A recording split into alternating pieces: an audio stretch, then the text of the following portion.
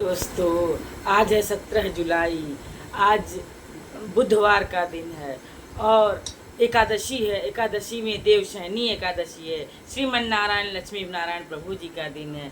अब चल रही हूँ विधि विधान से देवशयनी एकादशी का पूजन करने। सबसे पहले तो मैं सूर्य देव को जल अर्घ देकर आ चुकी हूँ। गणेश जी को भी दीपक जला लूँगी। अब चल रही हूँ श्रीमन नारायण प्रभु को पंचगव्य से स्नान कराए। श्रीमन नारायण नारायण हरि हरि हरि हरि ओम हरि हरि। सबसे पहले श्रीमन नारायण प्रभु को पीले चंदन से टीका लगा के स्नान। श्रीमन नारायण नारायण हरि हरि हरि हरि ओम हरि हरि हरि हरि ओम हरि हरि।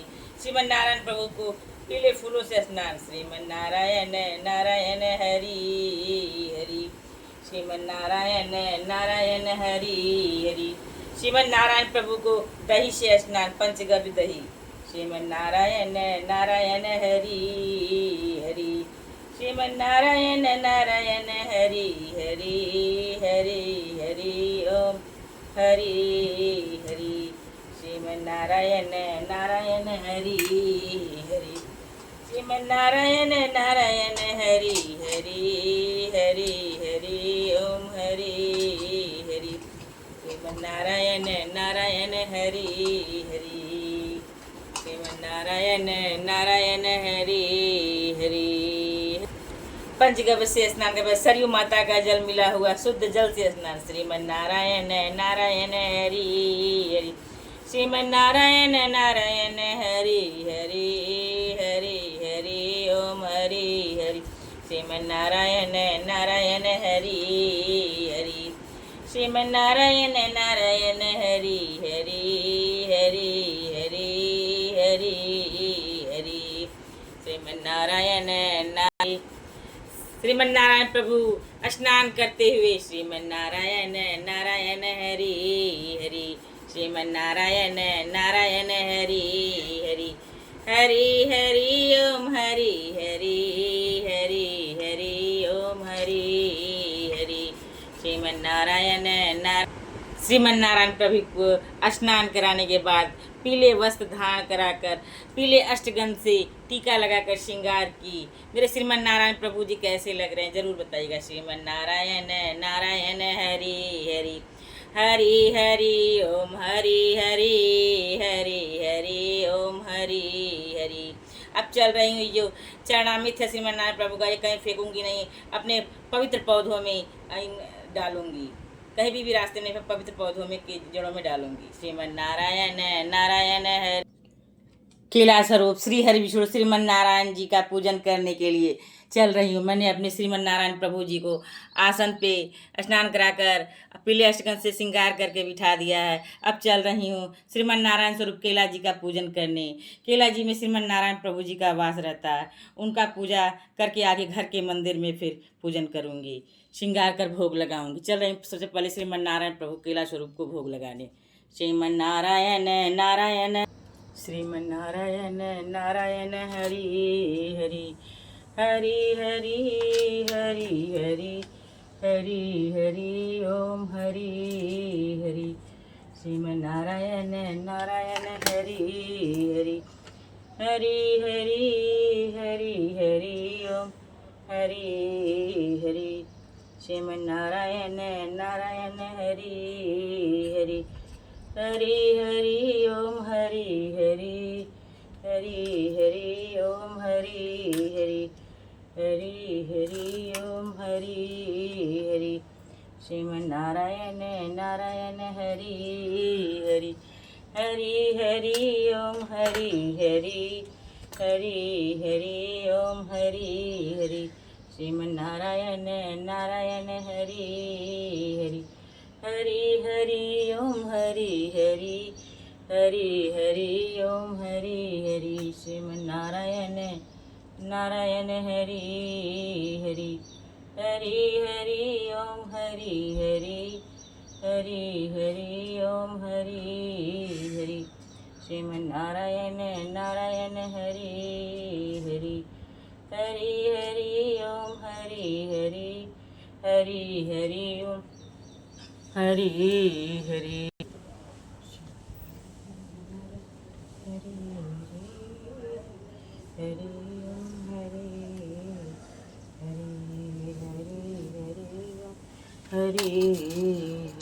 श्रीमन्नारायण नारायण हरि हरि हरि हरि हरि हरि ओम हरि हरि श्रीमन्नारायण नारायण हरि हरि हरि हरि ओम हरि हरि हरि ओम हरि हरि श्रीमन्नारायण नारायण हरि जय भोलेनाथ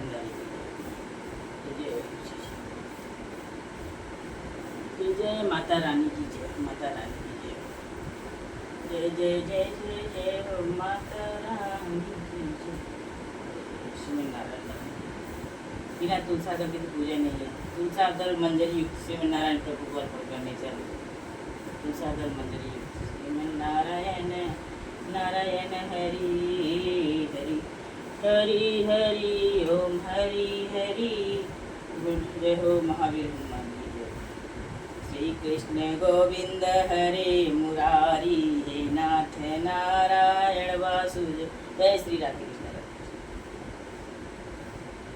जय जय श्री राम सिया राम जय राम जय जय राम जय राम जय राम जय जय राम सिया राम जय जय श्री राधे राधे राधे राधे राधे राधे तेरे चरणों की श्यामा तेरे चरणों की गरे धूल जो मिल जाए सच कहती हूँ भगवन मेरी तकदीर बदल जाए राधे राधे राधे राधे राधे तेरे चरणों की जय श्री जी जय बड़े जी जय भोग स्वीकार कर प्रभु भोग स्वीकार कर प्रभु भोग स्वीकार कर प्रभु श्रीमन्नारायण नारायण हरि हरि श्री कृष्ण गोविंद हरे मुरारी हे नाथ नारायण वासुदेव श्री कृष्ण गोविंद हरे मुरारी हे नाथ नारायण वासुदेव श्री कृष्ण गोविंद हरे मुरारी हे नाथ नारायण वासुदेव श्री कृष्ण गोविंद हरे मुरारी हे नाथ नारायण वासुदेव श्री कृष्ण गोविंद हरे मुरारी हे नाथ नारायण वासुदेव जय जय श्रीमन्नारायण श्रीमन्नारायण श्रीमन्नारायण नारायण हरि हरि श्रीमन्नारायण नारायण हरि हरि हरि हरि ओम हरि हरि ओम भगवते वासुदेवाय नमः ओम भगवते वासुदेवाय नमः ओम भगवते वासुदेवाय नमः ओम भगवते मैंने अपने घर के मंदिर में विधि विधान से योगिनी एकादशी का पूजन किया और घर के मंदिर में भी आप देख रहे हैं अपने पंचदेवों का पूजन किया जिसमें श्री गणेश जी भोले भंडारी जी माता रानी जी और श्रीमन नारायण प्रभु जी का मैंने किया विशेष श्रृंगार श्रीमन नारायण नारायण हरि हरि देवशयनी एकादशी में श्रीमन नारायण प्रभु जी हैं। योगिनी एकादशी श्रीमन नारायण प्रभु देवशयनी एकादशी में आज शयन के लिए चले जाएंगे, निद्रा में चले जाएंगे, योग निद्रा में चले जाएंगे, योग निद्रा में हो जाएंगे श्रीमन नारायण प्रभु। श्रीमन नारायण नारायण हरि हरि हरि हरि ओम हरि हरि हरि हरि ओम हरि हरि श्रीमन नारायण नारायण हरि हरि।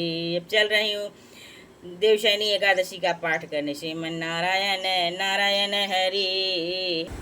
एक बार फिर आप सभी को देवशयनी एकादशी श्रीमन नारायण प्रभु को योग निद्रा में जाने की हार्दिक शुभकामनाएं। प्रभु श्रीमन नारायण प्रभु जी जो है योग निद्रा में आज जाएंगे और 6 महीने बाद जागृत होंगे। एकादशी के दिन जागृत होंगे। एकादशी वो जुठनी एकादशी और एकादशी का दिन जिस दिन श्रीमन नारायण प्रभु जागृत होते हैं देवशयनी एकादशी के बाद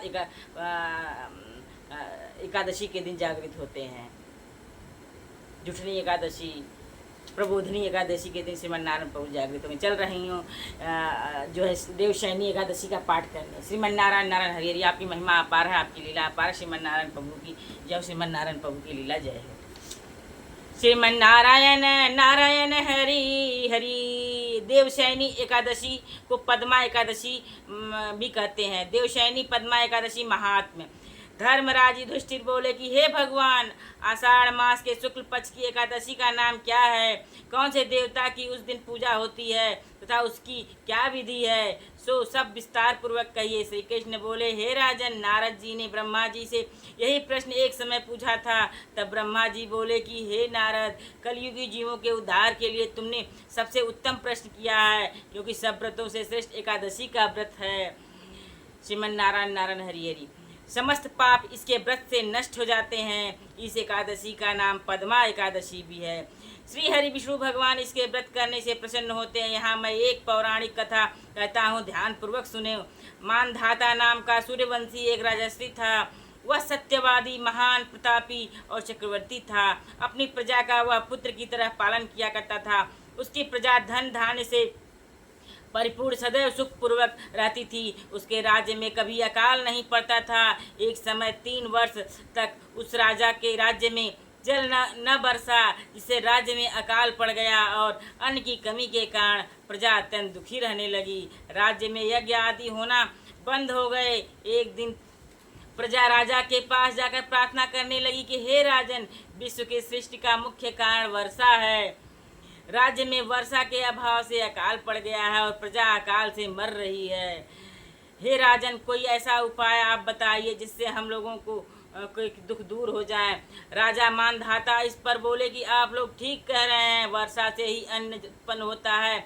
आप लोग वर्षा के न होने से बहुत दुखी हैं। राजा के पापों के कारण प्रजा को दुख भोगना पड़ता है। मैं बहुत सोच विचार रहा हूँ, लेकिन अपना कोई दोष मुझे दिखलाई नहीं दे रहा है। आप लोगों के दुख को दूर करने के लिए मैं कुछ यत्न करने जा रहा हूँ। श्रीमन नारायण नारायण हरि हरि। ऐसा कहकर भगवान की पूजा कर राजा मानधाता कुछ मुख्य आदमियों को साथ लेकर वन को चल दिया।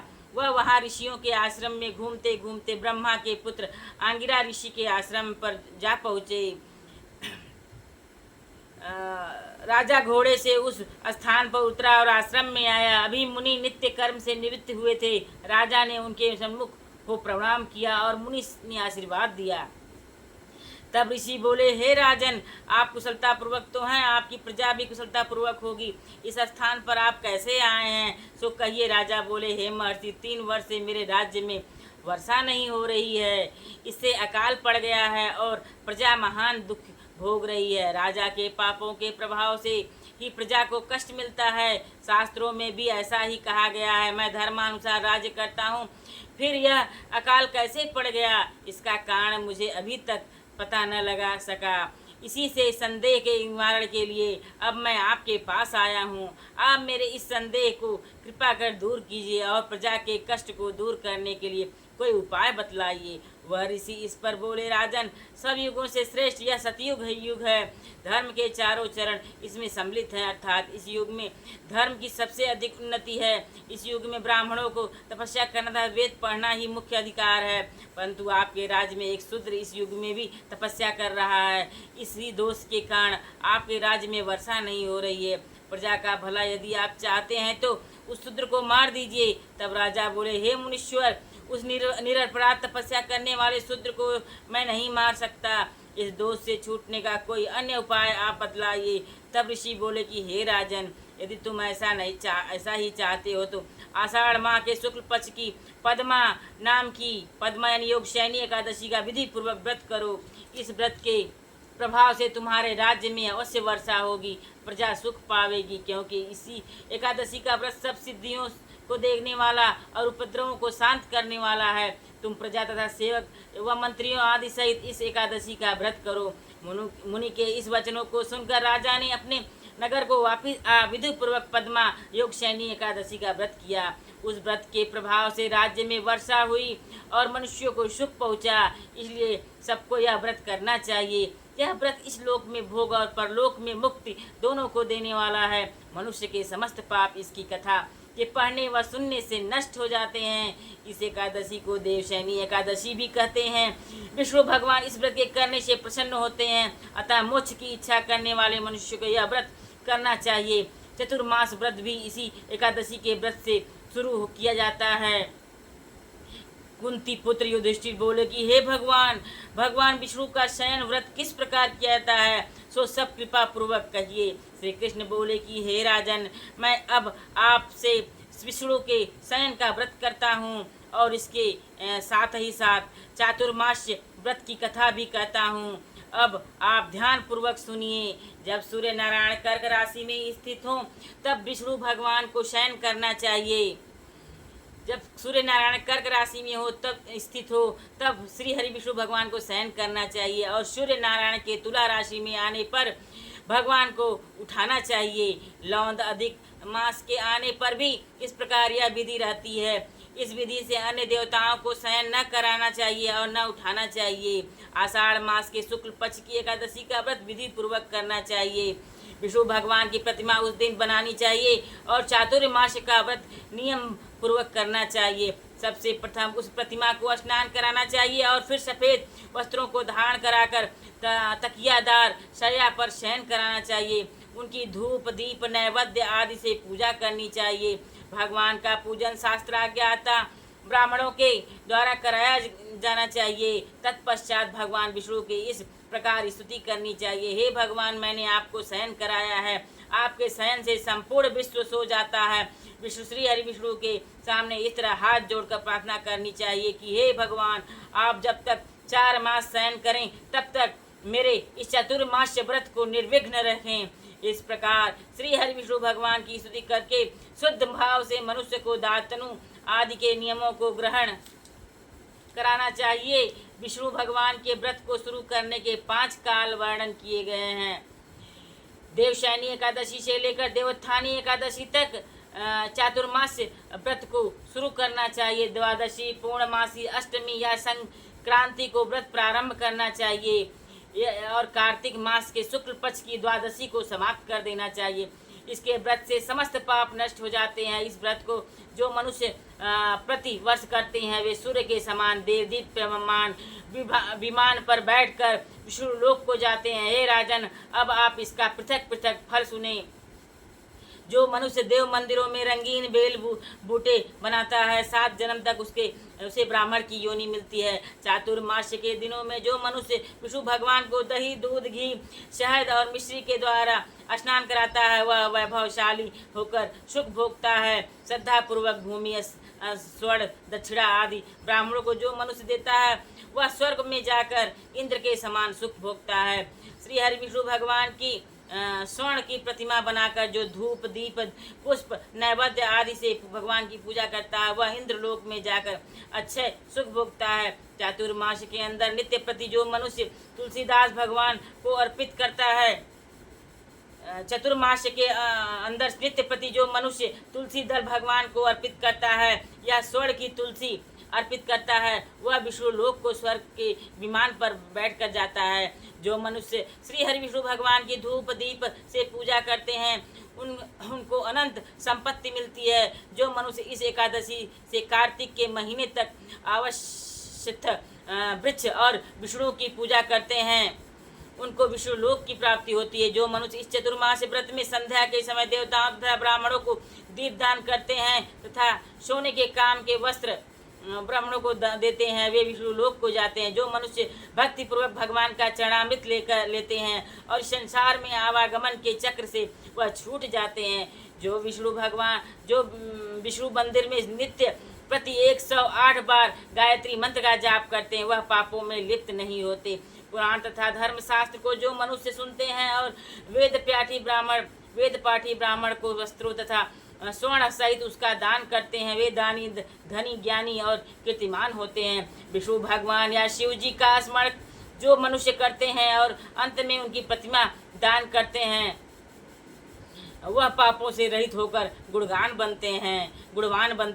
सूर्य नारायण को जब मनुष्य अर्घ्य देते हैं और समाप्ति में स्वर्ण वस्त्र गौदान करते हैं उनको पूरी आयु की स्वस्थ देह प्राप्त होती है तथा कीर्ति धन और बल पाते हैं। जो मनुष्य चतुर्मास में गायत्री मंत्र तथा द्वारा तिल से होम करते हैं वह तिल का दान चतुर्मास समाप्त हो जाने पर करते हैं उनके समस्त पाप नष्ट हो जाते हैं और उन्हें निरोग शरीर मिलता है तथा सुपात्र संतान होती है। चतुर्मास व्रत में जो मनुष्य अन्न से होम करते हैं और व्रत समाप्त हो जाते ही घी घड़ा वस्त्रों को दान करते हैं वह ऐश्वर्यशाली होते हैं तथा व्रत ब्रह्मा के समान भोगते हैं। जो अश्वत्थ वृक्ष की पूजा करते हैं तथा अंत में स्वर्ण सहित वस्त्रों का दान करते हैं उनके समस्त पाप नष्ट हो जाते हैं। तुलसी जी को जो मनुष्य धारण करते हैं तथा मनुष्य विष्णु भगवान के निमित्त अंत में ब्राह्मणों को दान करते हैं वह विष्णु लोक जाते हैं। चतुर्मास्य व्रत में जो मनुष्य भगवान के शयन के उपरांत उनके मस्तक पर नित्य प्रति दूब चढ़ाते हैं और अंत में स्वर्ण का दुर्वा दान करते हैं तथा दान देते समय इस प्रकार जो स्तुति करते हैं, हे दुर्वे, इस पृथ्वी पर जिस भांति तुम शाखाओं और प्रशाखाओं सहित फैली हुई हो उसी प्रकार मुझे भी अजर अमर संतान दो। ऐसा करने वाले मनुष्य के सब पाप छूट जाते हैं और अंत में स्वर्ग को जाते हैं। जो शिव जी या विष्णु भगवान के देवालय में गान करते हैं उन्हें रात्रि में जागरण का फल मिलता है। चतुर्मास व्रत जो मनुष्य करते हैं उनको उत्तम ध्वनि वाला घंटा दान करना चाहिए। उसको घंटा दान करने के उपरांत भगवान की स्तुति इस प्रकार करनी चाहिए, हे भगवान जगतपति, पापों का नाश करने वाले आप हैं। आप मेरे करने योग्य कार्यों को न करने और न करने योग्य कार्यों को करने योग्य जो पाप उत्पन्न हुए हैं उनको नष्ट कीजिए। जो चतुर्मास्य व्रत के अंदर नित्य प्रति ब्राह्मणों का चरणामृत पान करते हैं वे समस्त पापों तथा दुखों से छूट जाते हैं और वे आयुवान लक्ष्मीवान होते हैं। श्रीमन नारायण नारायण हरि, आपकी महिमा अपार, आपकी लीला अपार। चातुर्मास व्रत के समाप्त हो जाने के बाद 2 गौदान करना चाहिए। यदि गौदान न कर सके तो वस्त्र दान अवश्य करना चाहिए। जो ब्राह्मणों को नित्य प्रति नमस्कार करते हैं उनका जीवन सफल हो जाता है और समस्त पापों से छूट जाते हैं।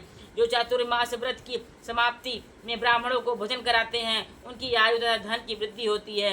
अलंकार दक्षिणा सहित जो मनुष्य बछड़े वाली कपिला गाय वेद प्याठी ब्राह्मण को दान करते हैं वह चक्रवर्ती आयुवान राजा होते हैं और प्रलय के अंत तक स्वर्गलोक में इंद्र के समान राज्य करते हैं। श्रीमन नारायण नारायण हरि, आपकी महिमा अपार, आपकी लीला अपार।